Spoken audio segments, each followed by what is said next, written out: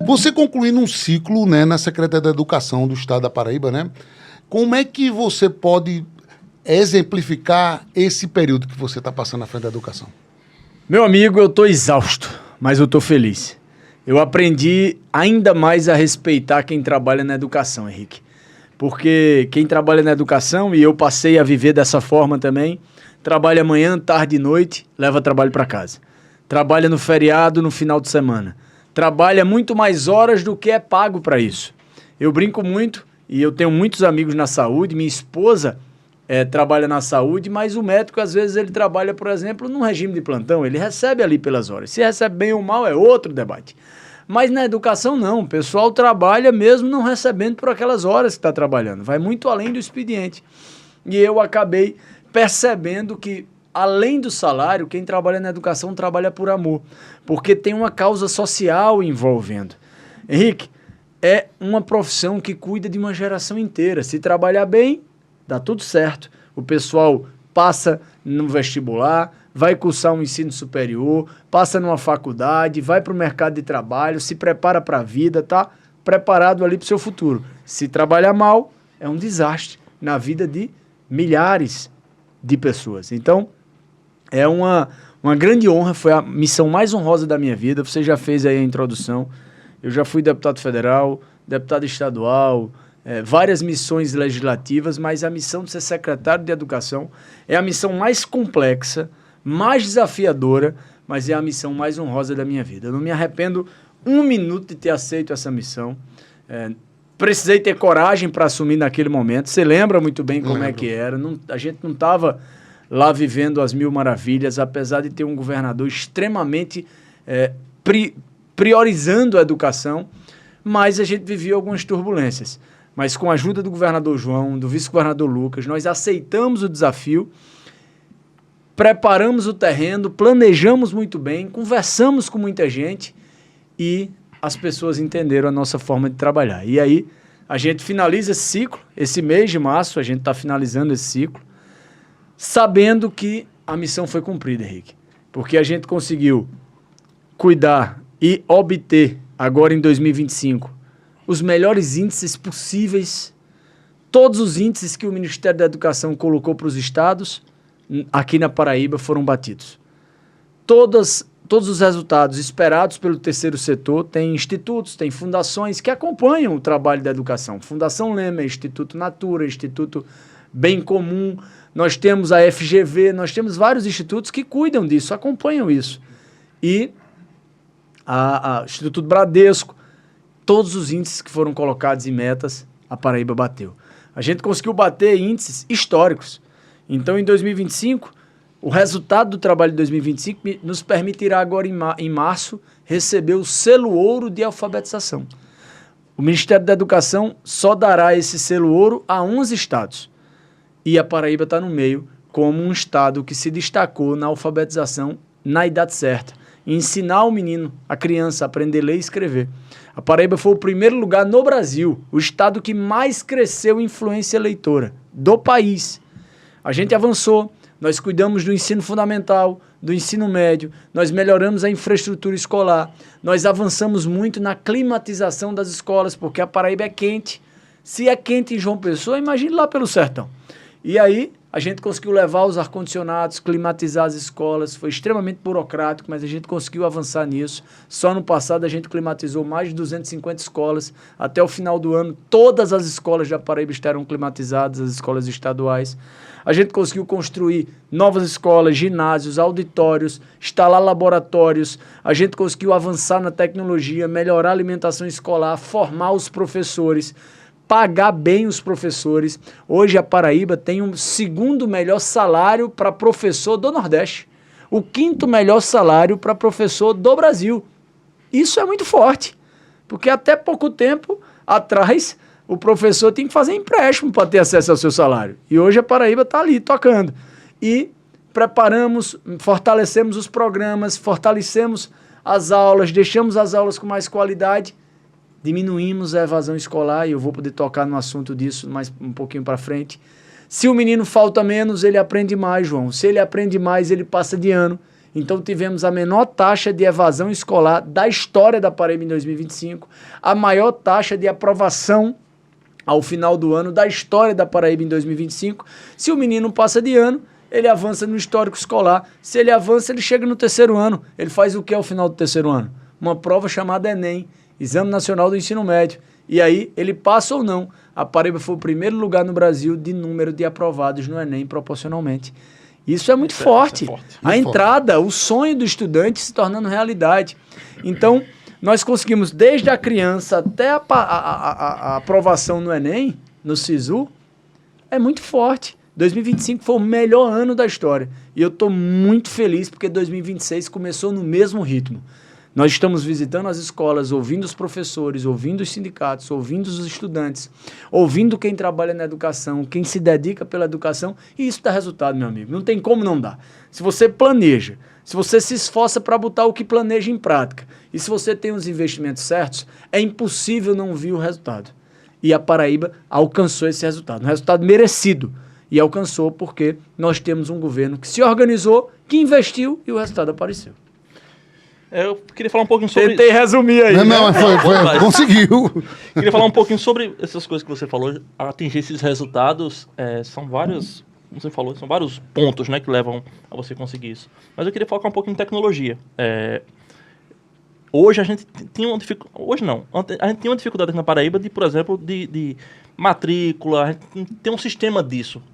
Eu não sei como é que está isso hoje na secretaria. Vocês avançaram com isso. Eu lembro que foi contratada uma empresa de fora para fazer um sistema. Não chegava, enfim. Como é que está isso? A questão da tecnologia nas escolas. As escolas hoje têm alguma ferramenta de trazer análise dos alunos? Como é que é João, isso na parte gerencial né? hoje? Porque quando eu fiz uns debates muito fortes como deputado sobre educação. E tinha uma coisa que apresentavam que era uma foto.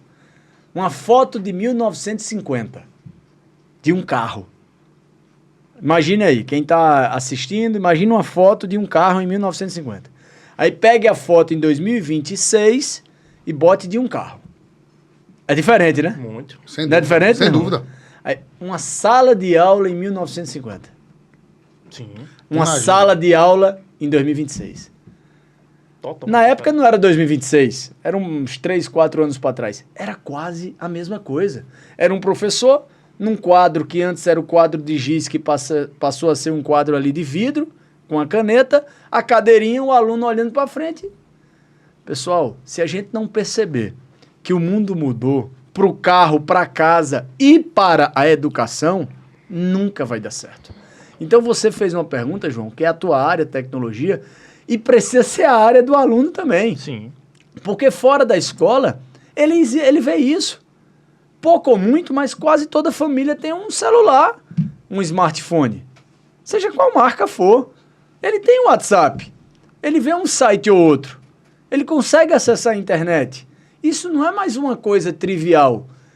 Você hoje faz suas contas em casa pagando a água, a energia e a internet.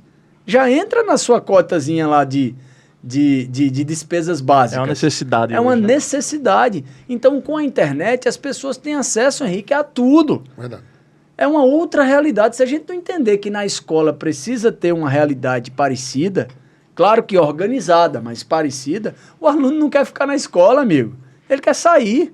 Então, a gente tem hoje matrículas muito mais rápidas, porque você tocou na matrícula, nós temos matrículas muito mais rápidas. O estudante que é veterano, que a gente chama o que já está na rede, ele se matricula praticamente Online. de forma automática. De forma automática.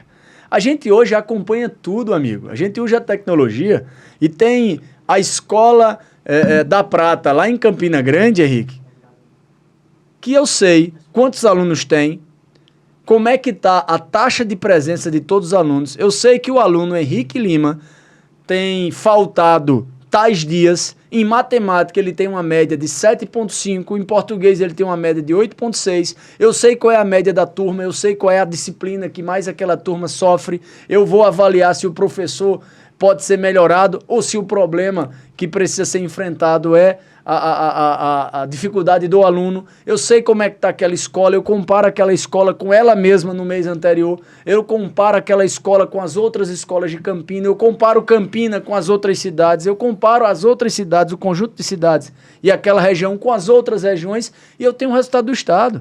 Nós fizemos isso o ano passado inteiro, isso se chama Índice de Eficiência em Gestão. Isso é novo. O governo da Paraíba... Criamos ano passado. Criamos ano passado, botamos em prática no início do ano passado. E isso ajudou muito, porque se o aluno falta 3 dias, se o aluno falta 5 dias, eu mando a lista para o diretor. Diretor, o aluno João Gabriel está faltando, você tem 24 horas para me responder o porquê.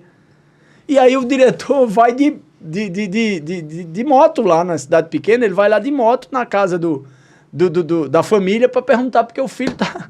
Porque eu estou cobrando, ele precisa da resposta. Ou ele faz por telefone, ou ele faz ao vivo. Então, ele me dá a resposta e a gente busca o aluno. E passamos a ouvir o aluno. E o aluno quer tecnologia. Então, a gente conseguiu instalar laboratórios de robótica, por exemplo, em praticamente todas as cidades da Paraíba. Todas as cidades da Paraíba, todas as escolas estaduais têm laboratório de robótica. Por quê? Porque o aluno, muitas vezes, ele não gosta de matemática, mas ele ama robótica, e robótica é puramente matemática. Matemática, física, programação. Então, ele consegue visualizar na prática a dificuldade que ele tinha de visualizar num quadro. E o professor ganha novos meios para ensinar. Além disso, meu irmão, tem Chromebook. Todas as salas de aula, praticamente, têm uma televisão gigante para que o professor possa dar aulas mais interativas, em slide, fazer uma coisa mais animada na sala de aula. Praticamente todos os professores têm um computador dado pelo Estado para poder acelerar isso pelo sistema. Nós estamos mandando para um número imenso de escolas laboratórios do Amanhã Digital, que é um programa que nós criamos, Programa do Amanhã Digital, que leva óculos de realidade virtual para uma escola. Então você vê um estudante lá de Serra Branca, lá de Cuité, como eu fui semana passada, lá de Itaporanga, lá de Souza, recebendo um laboratório de inteligência artificial, de óculos de realidade virtual, em que o estudante, Henrique, o professor passa a ensinar sobre o Império Romano no óculos onde está dentro de um coliseu. Você é um ambiente imersivo, né? É imersivo. Você é da área, você sabe como isso faz uma diferença danada. Você ensinar sobre o corpo humano e a importância do coração dentro do corpo. Porque você coloca o óculos e o aluno vai viver aquilo. No filme, né? Antigamente no filme. Diga qual é, óculos 3D. Me diga qual é a escola particular na Paraíba, que não cobra quase que uma outra mensalidade para o estudante ter acesso à robótica. Quando tem, que a maioria não tem. Tem não. Agora, você já viu alguma com óculos de realidade virtual? Não vi. A Paraíba foi pioneira. Vários outros estados hoje já têm, mas ano passado a gente lançou em maio esse programa. E várias outras coisas que nós lançamos. Programa para ter internet em todas as escolas de qualidade, eficiente e segura. Nós temos várias ações. Plataforma de correção de redação, para que o aluno possa treinar mais e mais. A gente já anunciou isso. Então, tem muita coisa de tecnologia que não é nada fora do contexto do que os alunos querem. Não tem como fugir disso. E a Paraíba, há um tempo já, desde o começo do ano passado, que a Paraíba virou a chave do analógico para o digital, para a área tecnológica. É uma nova forma do professor ensinar, uma nova forma do aluno aprender. E eles adoram o laboratório Maker, o laboratório com impressora 3D, o laboratório com corte a laser. Não fica naquela rotina, né? É arretado. Tela interativa. Sim. Tem muitas escolas que você toca na tela aqui, o professor vai dar aula a partir daquela tela. Aquilo ali não é luxo, não. Aquilo é para deixar a aula mais dinâmica, mais animada. E o aluno preste atenção mais.